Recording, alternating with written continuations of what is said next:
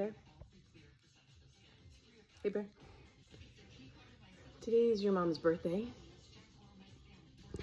And we need to talk about how I did not get breakfast in bed or flowers.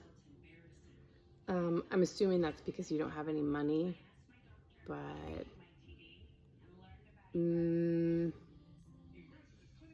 maybe like a hug or a birthday kiss from you?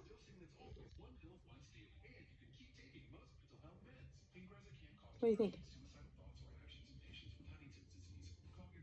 Maybe you could wake up for about 5 seconds today and we could fit that in to your schedule?